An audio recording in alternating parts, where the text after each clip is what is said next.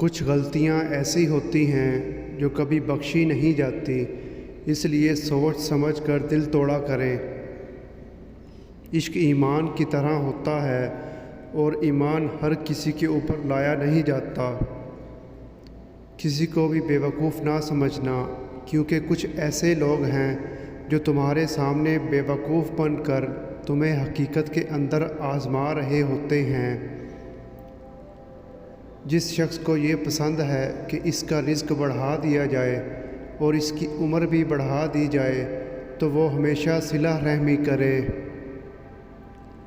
میرے رب کریم کا اندازہ بہت نرالا ہے، سب کچھ عطا کر کے کہتا ہے کوئی مانگنے والا؟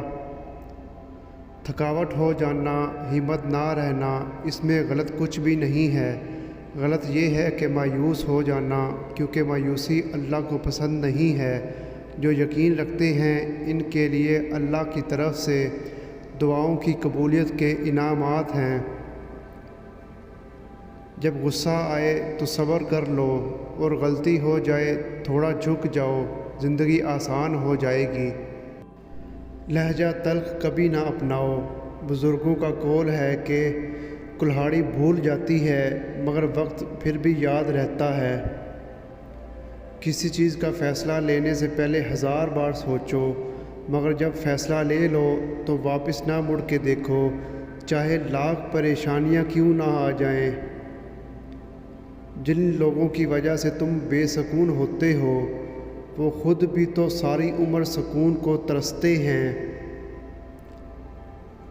تمہاری سلامتی اسی میں ہے کہ اپنے منہ کو زیادہ بند ہی رکھو، کیونکہ جب تک مچھلی کا بند رہے وہ کانٹے کی گرفت میں نہیں آتی۔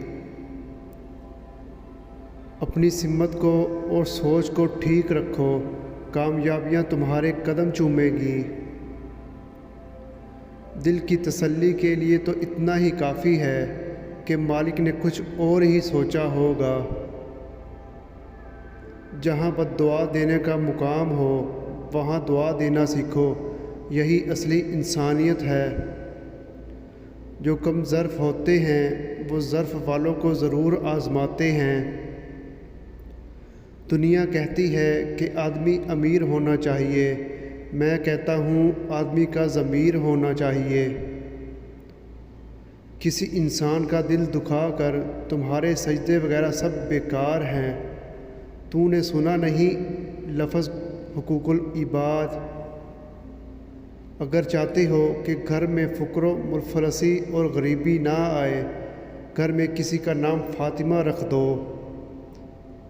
لڑکی جہیز کے اندر اچھی تربیت لے کر آئے اور لڑکا مہر میں عزت دے، بہتر گھر وجود میں آئے گا انشاءاللہ۔